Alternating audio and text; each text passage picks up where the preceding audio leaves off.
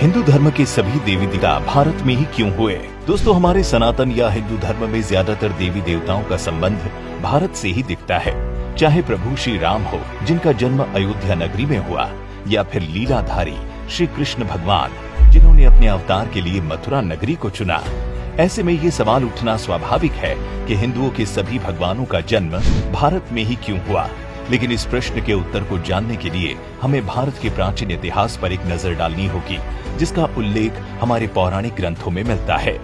दरअसल भारत का जो स्वरूप हम वर्तमान में देख रहे हैं, उसके देखने के बाद हमें ऐसा लगता है कि भारत भौगोलिक रूप से इतना ही बड़ा है, पर सच्चाई तो कुछ और ही है।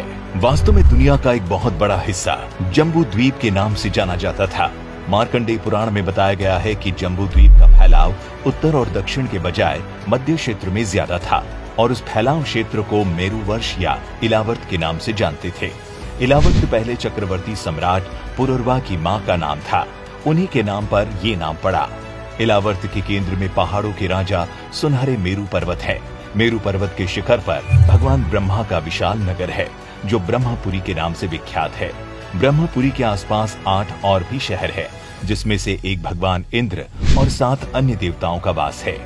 त्रेता युग से जुड़ा एक मत और सामने आता है, जिसमें ये उल्लेख है कि भगवान राम के काल के हजारों वर्ष पहले प्रथम मनु स्वयंभू मनु के पुत्र और प्रियव्रत के पुत्र ने इस भारतवर्ष को बसाया था, पर तब इसका नाम कुछ और था। हमारे देश का नाम भारत क्यों पड़ा, इसके पीछे कई मत हैं। वायु पुराण के अनुसार महाराज प्रियव्रत का खुद का कोई पुत्र नहीं था, तो उन्होंने अपनी पुत्र के पुत्र अग्निंद्र को गोद ले लिया, जिसका लड़का नाभि था। उसके बाद नाभि की पत्नी मेरु देवी से ऋषभ नामक एक पुत्र पैदा हुआ। इसी ऋषभ के पुत्र भरत हुए, और आगे चलकर इन्हीं भरत के नाम पर इस देश का नाम भारतवर्ष पड़ा। कुछ लोगों का ऐसा भी मानना है कि राम के कुल में पूर्व में जो भरत हुए, उनके नाम पर भारतवर्ष नाम पड़ा। एक प्रचलित मत ये भी है कि पुरुवंश के राजा दुष्यंत और शकुंतला के पुत्र भरत के नाम पर भारतवर्ष नाम पड़ा।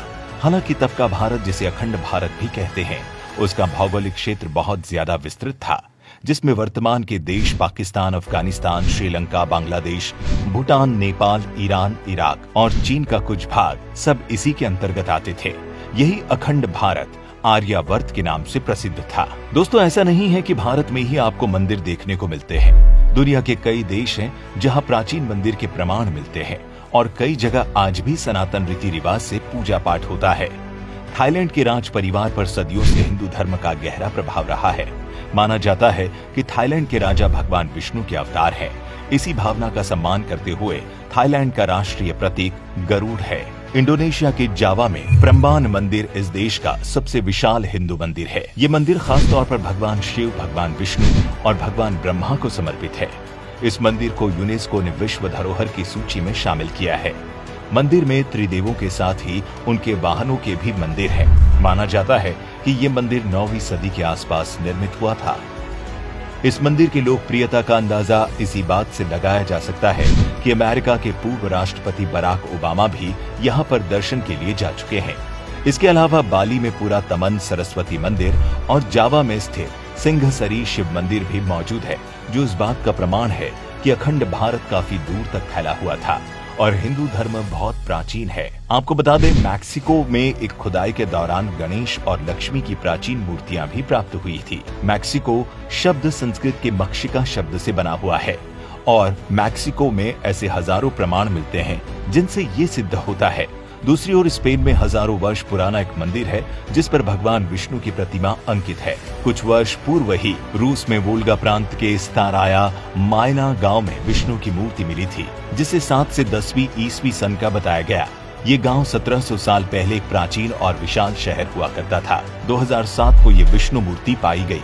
7 वर्षों से उत्खनन कर रहे समूह के डॉक्टर कोजविन का कहना है कि मूर्ति के साथ ही अब तक किए गए उत्खनन में उन्हें प्राचीन सिक्के, पदक, अंगूठियां और शस्त्र भी मिले हैं। कंबोडिया में भी बड़ी संख्या में हिंदू और बौद्ध मंदिर देखने को मिलते हैं, जो इस बात की गवाही देते हैं कि कभी यहाँ भी हिंदू धर्म अपने चरम पर था। माना जाता है कि प्रथम शताब्दी में कौंडिन्य नामक एक ब्राह्मण ने हिंद चीन में हिंदू राज्य की स्थापना की थी। इन्हीं के नाम पर कंबोडिया बना। हालांकि कंबोडिया की प्राचीन दंत कथाओं के अनुसार इस उपनिवेश की नींव आर्य देश के राजा कंबू स्वयंभू ने डाली थी, जो एक बहुत बड़े शिव भक्त थे। मित्रों, आपने देखा कि जम्बू द्वीप कितना विशाल था और यही एक पूरा भारत था। लेकिन कालांतर में जैसे जैसे देश टूटते गए वैसे वैसे भारत छोटा होता चला गया। इसीलिए सिर्फ एक विशेष भूभाग में हिंदुओं के भगवानों का जन्म हुआ। ये सवाल भौगोलिक दृष्टि के कारण उठता है।